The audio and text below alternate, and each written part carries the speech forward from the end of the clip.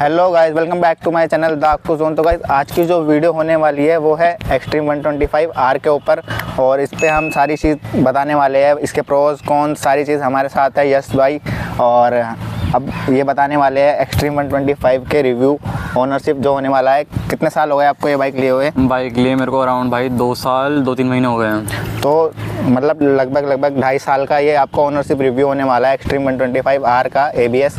और मतलब आप सबसे पहला सवाल यही पूछना चाहता हूँ कि जब आपने ये बाइक ली थी तो मार्केट में 125 सीसी में और भी बाइक्स थी, जैसे SP 125 हो गई, NS 125 हो गई, और भी काफ़ी 125 सीसी की बाइक थी।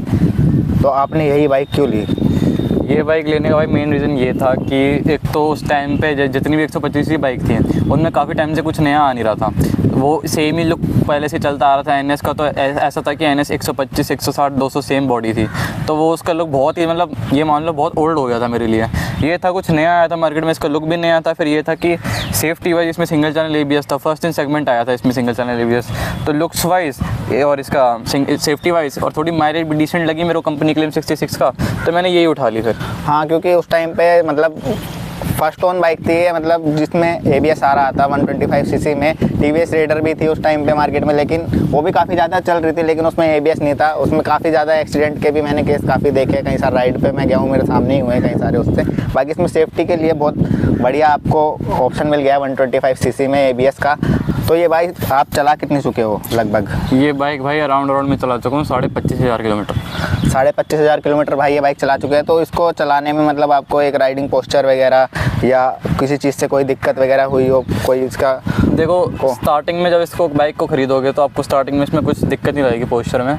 ये है कि over the period of time जैसे जैसे 2-3 महीना हो जाएगा चलाते हुए, तो आपको दो सबसे पहले दिक्कत फेस होगी, वो ये होगी कि इसका जो हैंडल है, इसकी पोजीशन जो स्टॉक आती है वो हल्की अपराइट होकर आती है। तो आपको क्या करना होता है, इसके जो हैंडल के बीच के स्क्रूज होते हैं उसको आप खुलवाओ, हल्का सा हैंडल डाउन करा लो, जिससे क्या है कि आपका पोस्चर सीधा हो जाएगा। वो अपने हिसाब से सेट करवा लो। हाँ, और फिर दूसरी चीज़ फिर ये है कि इसकी जो सीट है ये स्टार्टिंग में 6-7 महीने 1 साल बहुत अच्छी लगेगी, क्योंकि बहुत इसकी सॉफ्ट, ये देखो आप हाथ लगा के देखो, बहुत सॉफ्ट सीट इसकी रहने वाली है। लेकिन ये है कि भाई 1 साल बाद ना ये होगा, आपको लगेगा कि आप इस पर कहीं जा रहे हो 50-60 किलोमीटर, अगर आपको सिंगल साइड एक ही बार में राइड करना है विदाउट स्टॉप, तो ये आपको ना पीछे बम में दर्द कर देगी। तो कहीं ना कहीं सॉफ्ट सीट है अच्छी बात है, लेकिन डिसएडवांटेज भी कहीं ना कहीं लगती है मेरे को। और तो अभी स्टार्टिंग में उस टाइम तो कुछ इशू फेस नहीं हुआ था, उसके बाद धीरे धीरे आ रहे थे जो इशू आ रहे थे। बाकी इसमें आपको पीछे का टायर हैगर वगैरह आता है, वो सब आपने हटवा दिया है। उसे हटवाने का मतलब मॉडिफिकेशन का आपका उसको मतलब वो काफ़ी मजबूत बताते थे उस पर। जब मैंने इसका मतलब एडवर्टाइजमेंट भी देखा था, वीडियोस भी देखे थे, उस पर तो बंदा इतना मजबूत था कि बंदा अगर कोई बैठ भी जाए तो भी वो हाँ, जो इसकी कंपनी की टेल आती है वो मतलब बहुत ज़्यादा मजबूत थी, क्योंकि टेल के नीचे ना जो सपोर्ट थी वो थी मेटल की। मतलब वो आपकी बहुत बंदों को लगता था प्लास्टिक है, बट वो था एक मेटल, और इतना स्ट्रॉन्ग था उस पर बंदा बैठ जाए वो टूटता नहीं था। मैंने तो चलो इसलिए करा दिया कि आपको पता है हम जिस फील्ड में आपको कुछ ना कुछ मॉडिफिकेशन कराना पड़ता है, इसलिए हमने टेल टाइट ही करा दी। और स्टंट वगैरह के लिए भी बाइक हल्की कराने के लिए काफ़ी ज़्यादा ज़रूरी रहती है। हाँ, तो आपने मोड्स में इसमें लगभग यहाँ पर प्रोटेक्टर लगा रखे हैं 2 छोटे वाले। हाँ, ये फॉग लाइट है एक। तो जैसे कि आप देख सकते हो यहाँ पे 2 मिनी ड्राइव लगी हुई है, फॉग लैंप, और आप यह देख सकते हो यहाँ पे विंगलेट और कुछ इस तरीके का वाइजर लगा रखा है। और यहाँ पर टेपिंग देख सकते हो आप, मतलब कुछ डिसेंट सी लुक दे रखी है भाई ने, जो कि जो मॉडिफिकेशन जानता है वही जान पाएगा। कोप्स वगैरह ज़्यादा इस चीज़ को समझ नहीं पाएंगे। बाकी पीछे आप भाई का चैनल का नाम देख सकते हो, YWW ब्लॉग्स, जिनके भाई के सब्सक्राइबर है 33,000 आप देख सकते हो। पीछे से ब्लैक लिस्टेड भी लिखा हुआ है बाइक पे। मतलब भाई मतलब मोस्टली प्लेट लगाने का यही रीज़न है, थोड़ा मतलब स्टंटिंग वगैरह भी करते हैं तो इसी वजह से। बाकी ट्रैवलिंग भी बहुत करते हैं, मनाली वगैरह कहीं सारी जगह इनको लेके गए हैं बाइक को। तो ओवरऑल आपका क्या रिव्यू रहा है इसको पहाड़ों पे चलाने का? ऊपर नीचे पावर का ड्रॉबैक कहीं देखने को मिला हो इसमें? देखो, जहाँ पे आपके जैसे नॉर्मल पहाड़ आते हैं, पहाड़ों में देखो जैसे 2 तरीके की रोड होती हैं, एक होती है हल्की हल्की चढ़ाई वाली, एक होती है बिल्कुल खड़ी चढ़ाई वाली। तो हल्की फुल्की में आपको ये कोई भी ऐसे पावर लॉस नहीं लगेगा, ये बराबर चलेगी, बिल्कुल बढ़िया परफॉर्मेंस देके चढ़ेगी। जहाँ पे आते एकदम खड़ी चढ़ाई, वहाँ पे ये इसका ड्रॉबैक है, सिर्फ फर्स्ट गियर पे चढ़ेगी, सेकंड पे डालोगे तो होगा कुछ नहीं, या तो बाइक बंद हो जाएगी, हल्का हल्का रेस छोड़ेगी, बोलेगी फर्स्ट पे डाल लो। मतलब बाइक का एक तरीके की हरकत होती है ना, आपको समझ में आ जाती है, तो फर्स्ट पे ही चलेगी। बस ये थोड़ा ड्रॉबैक रहता है इसका खड़ी चढ़ाई पे, वरना ये परफॉर्मेंस पहाड़ों में भी बराबर वैसी देती है जैसे नॉर्मल रोड्स पे देती है। बाकी बात इसकी ब्रेकिंग की करें ओवरऑल आगे पीछे के हिसाब से, तो किस तरीके की ब्रेकिंग आपको इसमें मतलब महसूस करते हो? आप इसको चलाते हुए सेफ महसूस करते हो या नहीं करते हो, स्पीडिंग में या नॉर्मल में, सिटी में, कहीं पर भी? देखो भाई, मेरी बाइक रहने वाली सिंगल चैनल मॉडल, मतलब बेसिकली इसमें सिर्फ फ्रंट में डिस्क ब्रेक है और डिस्क ब्रेक के साथ सिंगल चैनल ABS है। पीछे में इसमें डिस्क भी नहीं है, सिर्फ ड्रम ब्रेक रहने वाली है। तो बहुत बंदे जिनके पास बाइक रहती है, ये वाली बाइक है, वो भाई शिकायत करते हैं कि भाई ये ब्रेकिंग ना बहुत बेकार है। क्यों? क्योंकि वो चलाते हैं एकदम से पीछे वाली ब्रेक मारते हैं, तो एक तो ड्रम ब्रेक है और पीछे से ऊपर ABS नहीं है, तो उनका टायर स्किड मार जाता है। तो उनका मैं ये बोलूँगा कि देखो भाई, अगर आपका इतनी आपको प्रॉब्लम लगती है तो एक तो फिर आ जाता है, सबके राइडिंग स्किल भी होती है कुछ ना कुछ, कि राइडिंग मतलब एक होता है स्पीड में जाते हुए ब्रेक जैसे मारते हो, वो मारने का सब तरीका भी सबका अलग है। कोई होता है खींच के दे देगा, कुछ होता है कोई नहीं दे पाता। तो मेरे को कहीं ना कहीं दिक्कत लगती नहीं है। बस ये है कि देखो, मैं जिस हिसाब से चलाता हूँ उस हिसाब से मैंने अपनी ब्रेकिंग को मास्टर कर लिया कि मुझे पता है मुझे कैसे ब्रेक मारनी है जिससे मेरी बाइक रुक जाए। तो मेरे को ब्रेकिंग में कोई इशू नहीं लगता। बाकी भाई के स्किल के हिसाब से ब्रेक में कोई इशू नहीं है बाइक की। बाकी मैं बात करना चाहता हूँ इसके माइलेज की। आपको माइलेज कैसा देती है ये? कितने RPM पे कितना माइलेज देती है? मतलब हाई RPM पे अगर आप बाइक ड्राइव करते हो तो क्या मतलब आपको माइलेज मिलता है, और नॉर्मली आप राइड करते हो तो क्या माइलेज मिलता है आपको इसमें? देखो, अगर तो मैं इसको एकदम जैसे इसकी टॉप स्पीड जाती है 118, अगर 118 पे ही मैं इसको खींचता रहता हूँ तो ये अराउंड माइलेज निकलती है 40 का। लेकिन अगर मैं इसको नॉर्मल चलाऊँ, जैसे कभी कभार खींच रहा हूँ, कभी कभार आराम से चला रहा हूँ, तो ये 50 देती है। और अगर मैं इसको बिल्कुल ही आराम से चलाऊँ तो ये 68 से 70 का माइलेज बहुत आराम से निकाल के देती है। बाकी जो कंपनी फिटेड इसके टायर्स आते थे, आप वो चेंज करा चुके हो, 2 साल हो गए हैं, तो कुछ टायर में आपने साइज़ इंक्रीज़ वगैरह तो नहीं किया अभी तक इसमें? किया है एक्चुअल में। इसमें जैसे फ्रंट में आता है इसमें 90 सेक्शन का टायर और पीछे में आता है 120। मैंने सोचा कि जब मेरे टायर ना एक्चुअली में ख़त्म हो गए थे और मेरे को कुछ नए टायर लगाने थे, तो मैंने सोचा कि क्यों ना एक छोटा सा अपग्रेड करा जाए। तो मैंने आगे 90 से 100 कर दिया, 10 नंबर बढ़ा, और पीछे भी 120 से 130 कर दिया, 10 नंबर बड़ा कराया मैंने। तो जैसे कि आप देख सकते हो पीछे से 130 सेक्शन का टायर भी इसमें मतलब आपको थोड़ा स्लीक इसलिए लग रहा है क्योंकि जो एलॉय व्हील का साइज़ होता है ना, कंपनी बनाती है वो बड़ी बाइक के लिए अलग ही बनाती है। अगर यही टायर दूसरी बाइक में लगाओगे तो वो थोड़ा चौड़ा लगेगा। तो ये भी बात है कि अभी ये टायर जो है, ये भी टायर एक तो ढंग से घिसा नहीं है। तो अभी ये ना, जैसे टायर ब्रांड न्यू आता है तो ये उसी शेप में होता है, उसी शेप में। जैसे जैसे ये चलेगा घिसेगा वैसे वैसे ये फ्लैट होता रहेगा और वाइड दिखने लग जाएगा। अब जैसे कि मैंने देखा कि डोमिनार में क्या नाम अपोलो अल्फा H1 आता है और मेरी N160 में भी वही लगा हुआ है, तो वो मेरे को तब भी पतला लगता डोमिनार के हिसाब से, क्योंकि जो एलॉय व्हील की साइज होती है ना, उसके ऊपर भी टायर को फिटिंग में फर्क दिख जाता है अलग से ही। तो ओवरऑल मतलब आपकी इसकी सर्विस कॉस्ट कितनी आई थी? मतलब आपको first service, second service, third service, मतलब ओवरऑल सबसे ज़्यादा सर्विस आपकी किस में लगा, मतलब चार्ज खर्चा इसको में बाइक में आपको? देखो, सर्विस कॉस्ट इसकी बहुत ज़्यादा नॉर्मल है, ये अराउंड आपकी 500 या 1000 रुपये के बीच में रहती है हमेशा।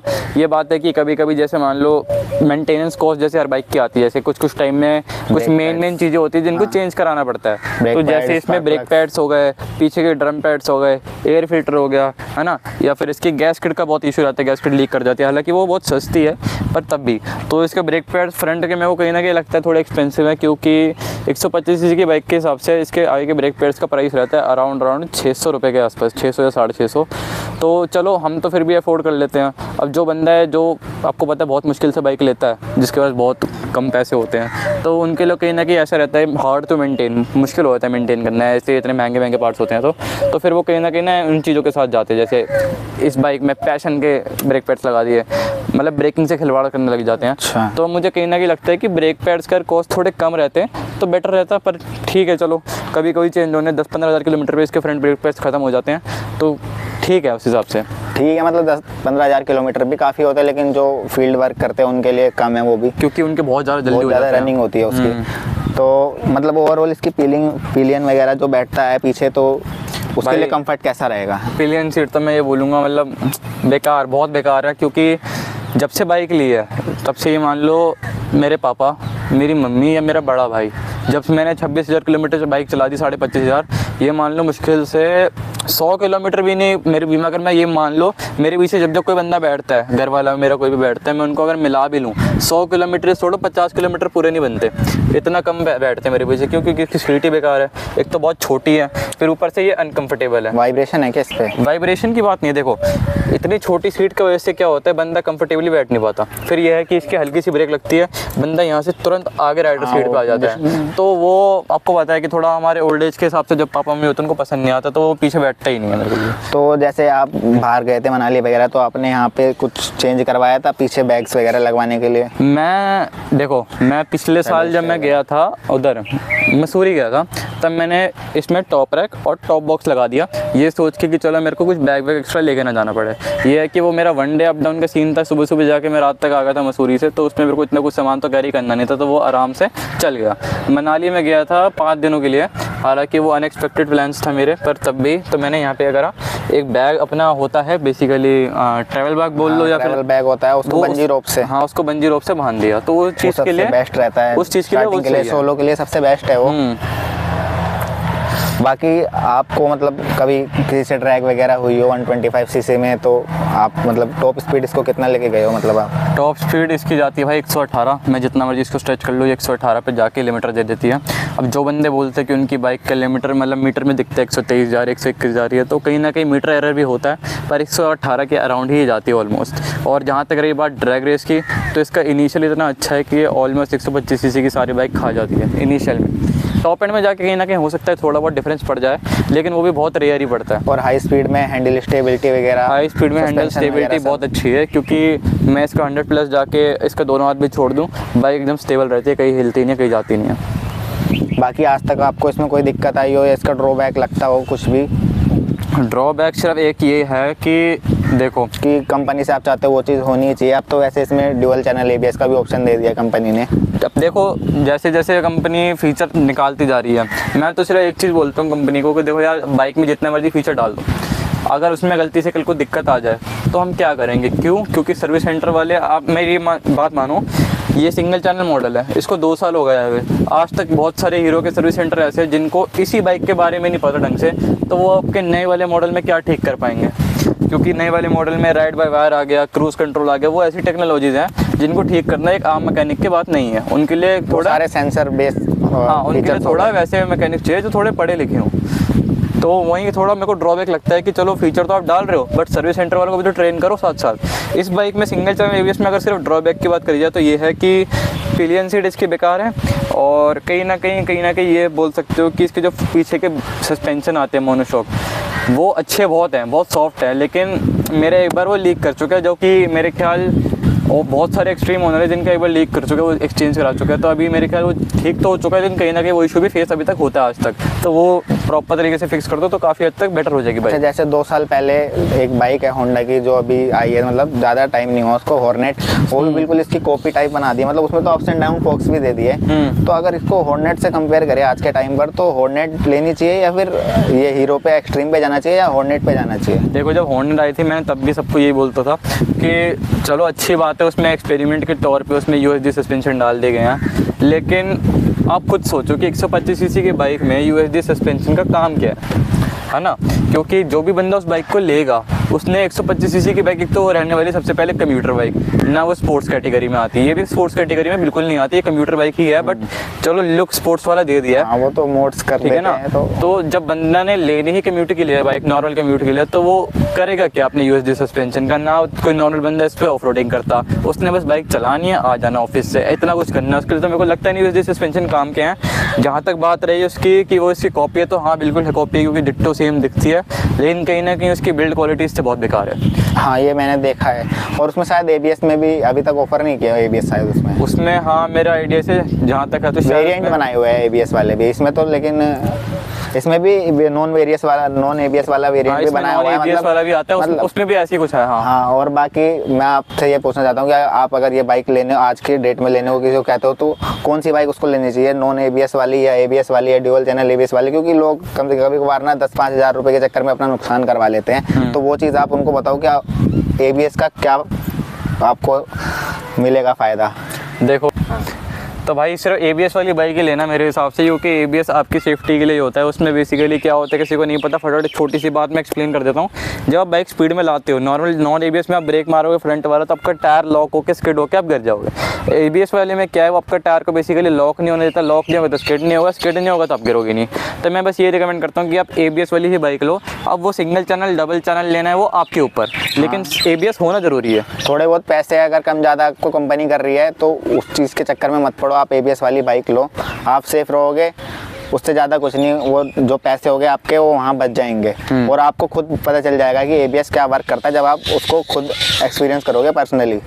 तो गाइस ये था कुछ आपका एक्सट्रीम 125 का व्लॉग्स YWB व्लॉग्स के साथ, और 25,000 किलोमीटर का ये ओनरशिप रिव्यू था, जो कि 2.5 साल हो गए थे भाई को बाइक ऑन किए हुए। और बाकी आपको इस बाइक के बारे में कोई भी क्वेरी हो तो आप कमेंट कर सकते हो या इंस्टाग्राम पर DM कर सकते हो। और इस बाइक की डेली आपको वीडियोस देखनी है तो भाई का चैनल सब्सक्राइब कर सकते हो, YWB व्लॉग्स आपको मिल जाएगा। आपको शॉर्ट्स वगैरह भी बहुत अच्छी खासी देखने को मिलती है भाई के चैनल पर, तो भाई को सब्सक्राइब करो। और इसी तरह की और वीडियोस देखने के लिए दाकू जोन चैनल को सब्सक्राइब करें। Thank you.